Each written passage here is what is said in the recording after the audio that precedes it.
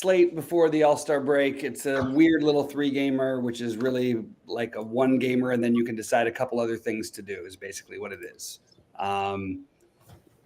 Yeah. So that's I guess what it comes down to is which pieces of Memphis do you get right?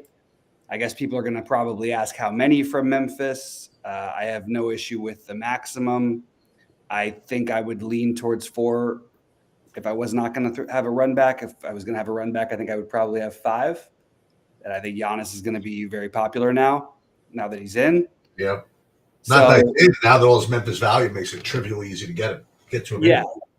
So it really comes down to like which of the chalk guys do you want to play and which do you want to fade? And it's honestly going to come down to Memphis' starting lineup to even know who that is, because Jordan Goodwin might look a lot worse if Gilliard starts. That's the thing that I'm trying to figure out here. But again, it's a very strange situation. It's really easy to get to I think 4 for Memphis is the number that I'm trying to end up on. But it's tough. It's tough to get different other ways. I've got some ideas, but that's where you start. I think you start with, you have to have at least 3. I don't know how to have less than 3 from Memphis logically. They don't have a player above 6,500, and they have 9 players against a fast-paced team at home. And the 6,500 is the only guy under. There's 150. You have the 1,500 in Aldama, but really, I just think that it's hard not to play these guys. Yeah. So what about that? That cheaper. What about the Minnesota stuff? Not Minnesota. What team was that Hendricks guy on that we talked about earlier? Oh, on Utah. I just don't think that there's a lot of ways to get different. It's certainly, to me, not trying to get value from other teams. Okay. Because I just don't see it as like mattering. What do you need the value for when you've got the Memphis value? But the way to me to get different is to play like DeAndre Ayton. DeAndre Ayton is the number one way for me. He just put up 50 against these guys. There is a perception about Gobert. He's a great defender, but we just saw Ayton put up 45 against these guys. Sorry. And I don't really know why we wouldn't play him here. That's to me one way of getting different of a guy who's currently projected to be sub 5% owned. Anthony Simons is another one, but he's going to have a little more ownership. I think that Anthony Edwards being in is going to make him pretty popular, which I actually am fine with the play. But Towns is not a way to get different, but maybe Gobert is a little lower owned, and he's in a good matchup too. Keontae George, I'm not getting to as much as I was earlier in the day, although I think it's totally fine too. Like it's a good play. Larry Markkanen, again, all these guys are going to have some ownership though. I really think the Portland guys are your best differentiators in terms of trying to get different on a tiny slate. And why wouldn't we play DeAndre Ayton? First of all, just watching game logs alone, why wouldn't you play DeAndre Ayton?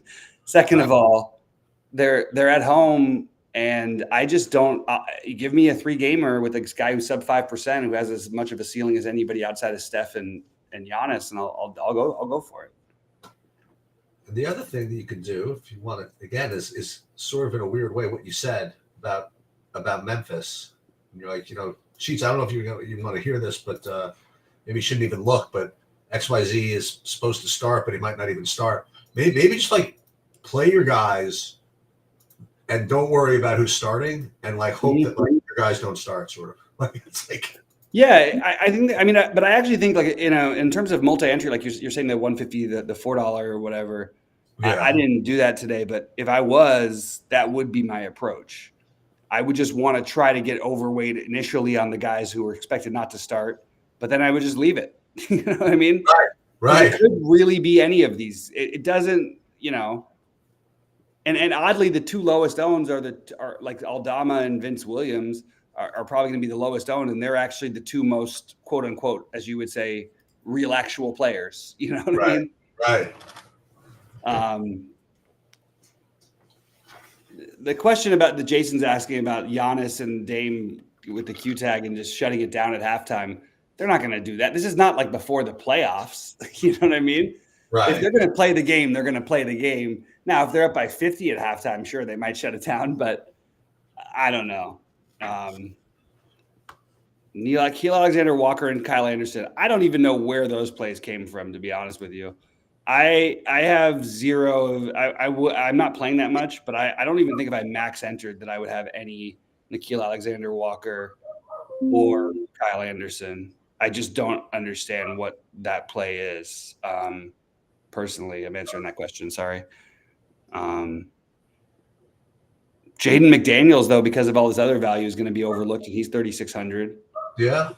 You know, he's going to be owned a little bit, but, you know, not like much. But he's like the only other value outside. He and Keontae George, like it's just a slew of value. Everyone's going to have the value. It's going to combine with Steph and Giannis. So I would just encourage people to just try to get a little different with one spot here or there. Like, you know what I mean? Like I'm doing the DeAndre Ayton thing and playing Klay Thompson. I really wanted to stack Golden State, Utah, but I just don't know how at least 4 guys from Memphis don't get there. Yeah, they have to, I think. Yeah. And by the way, like, yeah, we see this all the time, like in the NBA, and like, yeah, they might lose by 1 million at home, but more often than not, we see these teams when they sit guys, especially when they're at home, that they end up like rallying. And these guys are all NBA players. You know what I mean? Like, right. They're not bad. Like, you know what I mean? There's a chance there. See, this is what I'm trying to figure out is like people say BMAX asking Gary Payton interest. I don't understand what that play is. Like, I just don't understand what you're trying to accomplish. Why do you need that 3,300 from Gary Payton, like price tag? That would be the question I would ask myself if it showed up in any of my builds. And sure, can he outscore Lamar Stevens one-on-one? But he's not going to outscore Lamar Stevens, Zaire Williams, and what's it called? Trey Jameson and Jordan Goodwin. Like, how are you not playing him? I don't know if he's outscoring any of those guys. Maybe he outscores one of them. But I'm saying I would set my minimums of Memphis to 3, and my maximums would be the max 6. Yeah, I totally disagree with like the thinking of trying to use value to try to beat this value. I think that's a completely, just from a strategic standpoint, in my opinion, completely the wrong way to go. I mean, that is direct leverage, if that helps. But. Well, that's what I'm saying, though. But like, what are you gaining? Like, I mean, how does that? What are you doing? No, I'm trying to figure it out. Like, yeah, Gary Payton has the game of his life and puts up 30 when he's supposed to play like 14 minutes, and he still might not beat those guys. Like, they have 9 guys, right? And I don't want to see the Nickeil Alexander-Walker numbers lately. That means absolutely less than 0 to me. When you see a team that's played in like 4 consecutive blowouts, now you could say, hey, this could be another blowout, but don't that's like the reverse kind of game log watching that I would really not like to do. So like, look, you can play Nickeil Alexander-Walker if you want to try and find a pivot off of this stuff. I see no way that makes any sense personally. If I played anybody from that, as I always say, Kyle Anderson is a little bit better probably, but I would say Naz Reid is the actual guy I would consider because he has a real ceiling. But these Memphis is like, it's impossible for them not to get there. We talked about it. There's only so many minutes. And when they have 9 players, so they don't have 8, but they have 9 players that are all so cheap. There's just no way that you won't see fire next to 4 of these guys, at least, probably 6.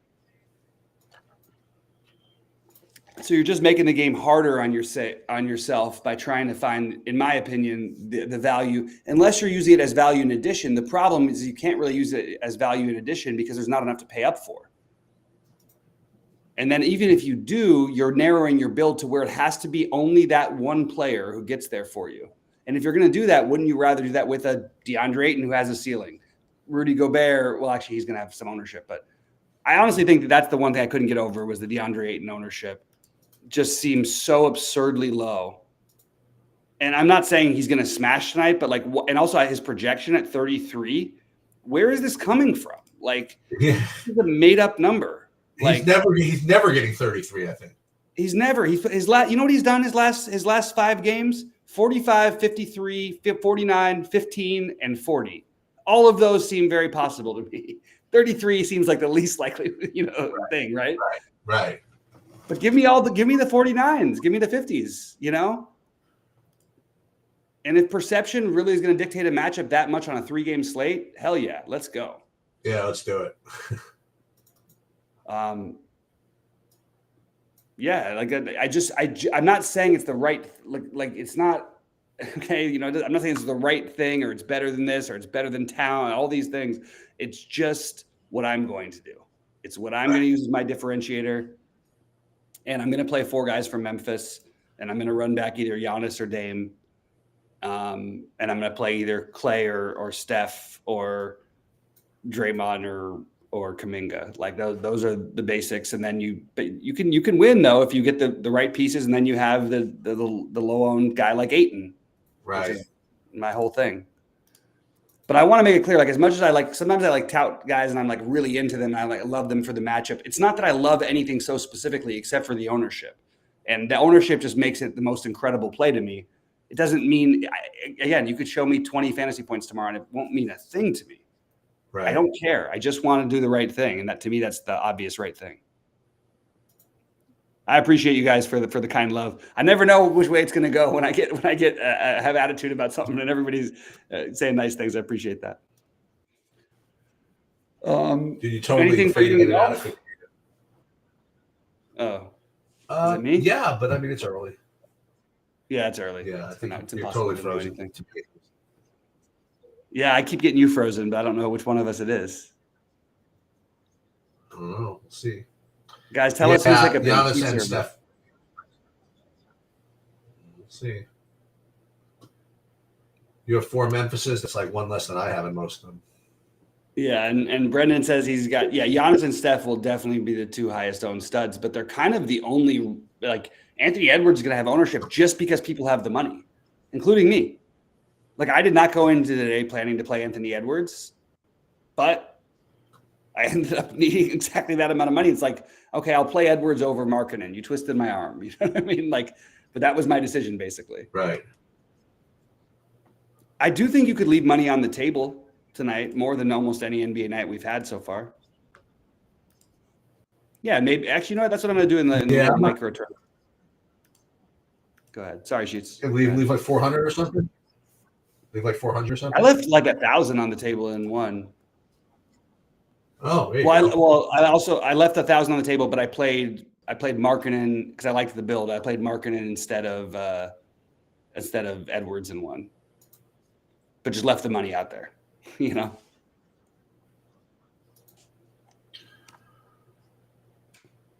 All right, I'm gonna get out of here, guys. Who's is it? It's you. Oh, it's you. Dude, we're freezing and all that. I'm out of here. Okay. Good luck, everybody, and we'll see you tomorrow. All right, man. Have a good night. Okay. All right, guys. So I don't have a whole lot else to cover. I sort of said what I'm doing. It's not a whole lot of creativity. It's just, try to find that play. I'm just going to search through and see if there's any other plays that I like that I think are going to be super low owned. I mentioned DeAndre. I think Jeremy Grant is another one you could make that argument, that case for. Yeah, I could get behind like a Jeremy Grant bizarre play. Not even bizarre, just lower owned. It's really hard. I think Naz Reid on Minnesota. That's a good one. So Naz Reid, DeAndre Ayton is my favorite so far. Let's see what else we got here. Walker Kessler, but he'll have some ownership. Andrew Wiggins. I'm just throwing out guys who look, you just try to find guys to get different with. Bobby Portis, where is he going to end up on? Let's see where Bobby Portis ends up. Okay, Bobby Portis being my other one. So that's my little 4-man crew of what I would do to get different today. So I Brendan, I don't agree with you that leaving money on the table won't make you different. I do not think people are going to be leaving up to 1,000 on the table in basketball. It just doesn't happen in basketball. Other sports, yes, none of that. Top 5 value players, Memphis. The answer is Memphis. We don't know who the starting lineup is yet, so I can't tell you who it is exactly. But it's just the 5 guys from Memphis. That's who your best value is. If you look at any projection site, you'll scroll by value and you'll run into all of your players are Memphis. So you've got out of all the top guys, 1, 2, 3, 4, 5. So the top 5 are Memphis. Then there's Keontae George. And the 6th is Gilliard, who's also Memphis. And then you get into Vince Williams and the other Memphis plays. It's just going to be Memphis. That's the answer. Again, I don't think you try to win this slate by trying to get different with value. That's not the way that I'm trying to play it. Doesn't work for me. That doesn't make sense to me. What I will win the slate with is playing a decent amount of chalk, leaving a little bit of money on the table, and playing instead of playing playing DeAndre Ayton and Jeremy Grant when I can afford Towns, just because I need to get different. It's not that it's the optimum thing. It's not that it's the best thing. It's just the way that I think makes the most sense to get different. I'm also starting to wonder if Vince Williams might be a little bit lower owned than people think here. That's another one that I thought was kind of interesting too. Right. Let's see. Simons. Yeah, let's try Simons and Grant and Draymond. Let's do that. Like I'll post a quick thing of my exposure. I'm not playing many lineups tonight, but you'll see what for the people who are members, you'll see exactly what I'm talking about. Like I'm going to have one of these low sub 10 percenters, at least currently projected sub 10 percenters in whatever lineups I play. But again, I don't love this slate. I don't think this is a place to go crazy. If it was for me, like I would do something really weird and try to make sure one of those 4 guys I mentioned was in my lineups, just because I think that there's no other way I can find that makes enough sense to build.